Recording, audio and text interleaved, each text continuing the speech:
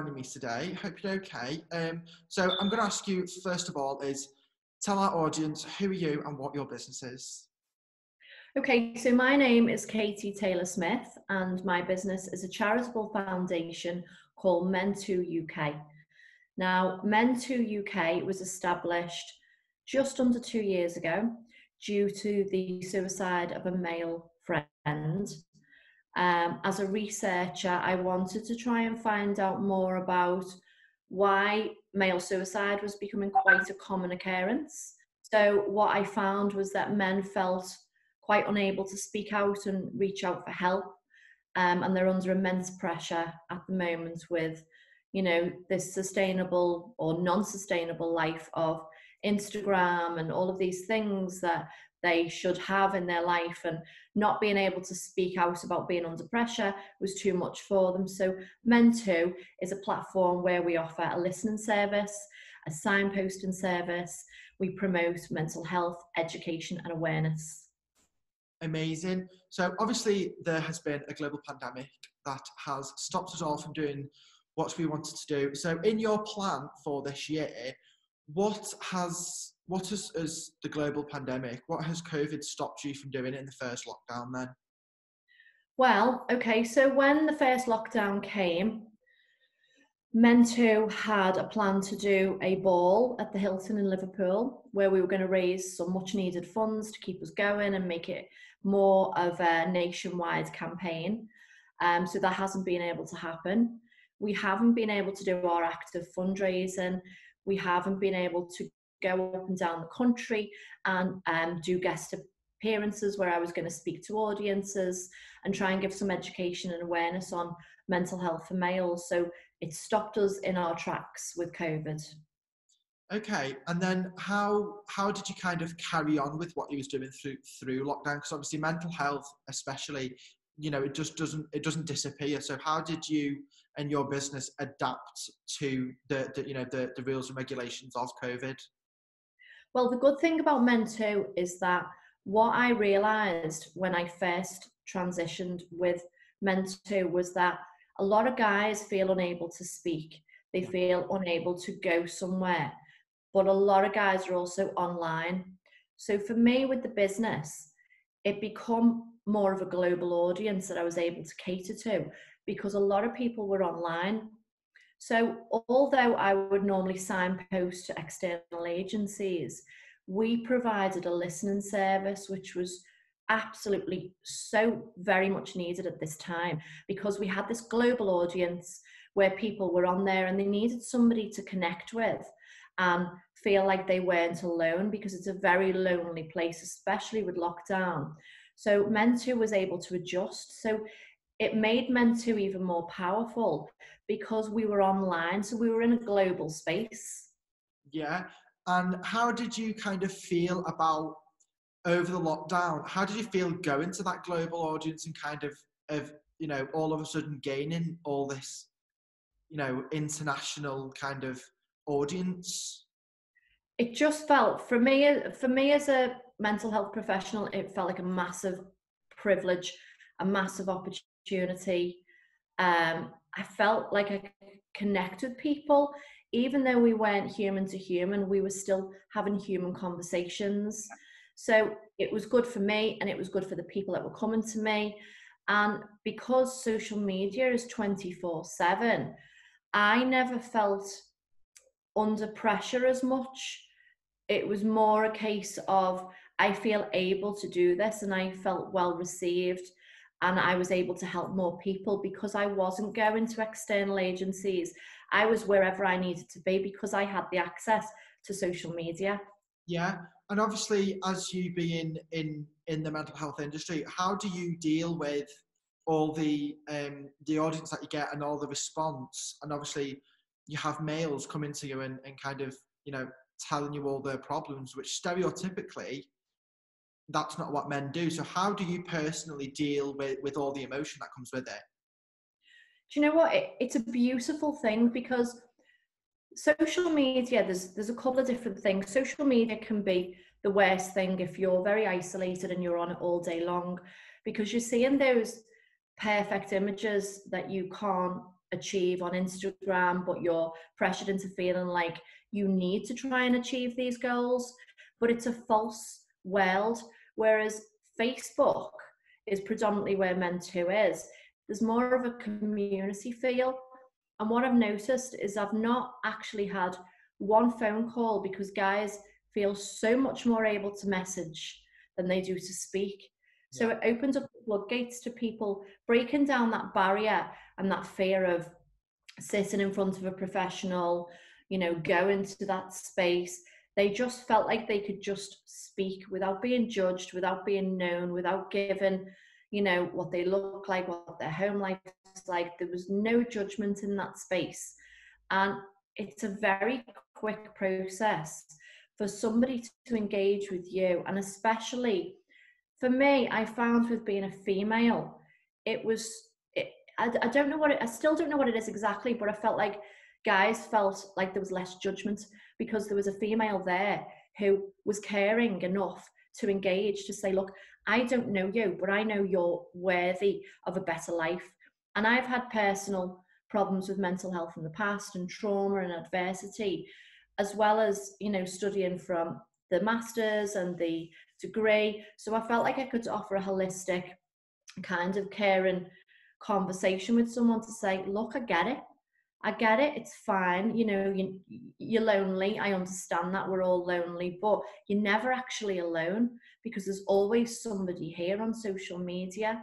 So it was just a wonderful model that has worked, and has worked so well, that MenTooUK has gone from a community project now to a project where we've got people in Africa, America, Australia, who will message me if I've done a live or if I've put up a post, and they will just say thank you. Some of them may not have a conversation, they will just say thank you for this. You know, it came at a really important time when I was struggling, but to know that there's somebody out there who I've never met, who promotes, you know, a better, healthier, happier life, it really touches them, because they're in the personal space looking at this. It's not cost them anything. And there's no reason for me to be doing it other than I personally feel passionate that we are here to have a happy existence. We have adversity, we work our way through it, but we do it holding each other's hands, and that's what makes us human. We support each other. Definitely. So as you said before about the gala dinner at the Hilton, how obviously I know you've been working with the Hilton, but have you kind of made any plans to do it in virtual? Are you going to postpone it till next year, or what's your plans with that? We've postponed it till next June, and it's June the 19th, so it's fitting in with Father's Day weekend. And we have put, what the good thing is about this, it gave us more time, because I'm the type of person, if I'm doing something, because it is so important to try and benefit mental health, and there's nothing more important in the world than trying to, you know, get across to people that your life is worth living. You can easily get to a place where you feel that that's not true, but I know for a fact that your life is worth living. You are here for a reason. It's actually given us another 12 months to make this ball even more of an incredible experience. So although we want to try and raise funds on the night, that's great, but my intention is to get as many people in as possible so we can be in a space where we all have an experience. You know, we want it to be really immersive. We want it to be well thought out. We want to live and breathe every single detail, so that every person who, you know, pays for a ticket to come feels like, wow, this has been really well planned out, and really not just to raise funds, but also to give them a really incredible night. Yeah, amazing. So obviously I know we were discussing before also about how you have kind of adapted online. So tell me what you are doing online that other people can watch or get involved with. Well, okay, so first of all, we offer training online free of charge, free mental health training, trauma-informed mental health training, completely free. And that's been well received. We've had over 200 people who have done that training. And this is the time where we need the education and the awareness about how we actually work, how we function, what's our chemistry like, you know, how can we navigate adversity. So that's been well received. We also do lives where I will go onto Facebook Live and I will just have a human conversation with people and say, what's your day looking like? You know, and it's very real, it's very authentic. We have social media posts that go out, which are also very real and very authentic. They're not always, you know, from the perspective of, you know, we do promote positivity, but we're a bit more raw with the MenTooUK, where we try and link in with people where we'll say things like, we know it's hard, we get it's hard, but we also know what you're capable of. So we try and empower people. What else do we do? Oh gosh, will we still signpost? We still signpost to these incredible organisations that are still working their asses off to provide, you know, resources for people. And I feel like there's been a real strength of community because we've been forced to go online. Yeah. So do you believe that your business will adapt and still stay online for quite a long time then? Or do you believe that face-to-face is the way forward for mental health? I feel face-to-face is very important, but I feel MenTooUK was always born because there was a population of people who didn't feel able to get to face-to-face. So MenTooUK is right here at the beginning. It's like, we're online. We want to mobilize people to understand that 3 out of 4 suicides are male, so they can be compassionate towards males and be more aware. But we also want to create this kind of platform where we're trying to mobilize people to either feel able through education or feel able to go to a face-to-face place to talk it through. Because the problem is, if you've got a population of men who don't feel able, I'm trying to make them feel more able. They don't all have to go to places to do that. They can feel able through education, empowerment. You know, they can create that in their own space. It's just offering them as many things on our website. We've got so many different resources there. They can choose what works for them, because what works for one person doesn't always work for another. And it's very scary to take your problems in your mind and your feelings and take them to a person and offload them. That can be quite traumatizing. So pull back and let's deal with this population and say, okay, well, let's work on where we are now. And then you can feel able to go wherever you want, whenever you're ready. Amazing. Well, I do have to just say that the work you do at MenTooUK is incredible. So well done for obviously adapting to COVID and still smashing it. So we're going to wrap up.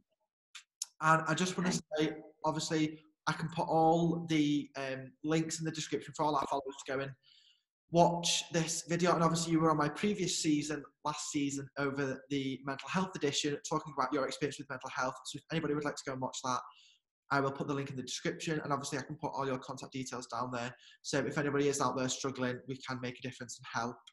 So thank you so much for coming on and telling me about your business. Thank you for having me. It's an absolute privilege. If I could add one more thing to it, it would be that we are launching our merchandise soon as well, and it's our only source of funding. So if anybody wants to support MenTooUK in that way, go and buy yourself a hoodie off the website, a cap, a t-shirt, whatever you want. They are cool, they are fashionable, and they support mental health. So amazing. I'll put the link in the description, and everybody can go and take a look and help spread mental health awareness. That's what we're all about. Fantastic, thank you. Thank you so much for joining me.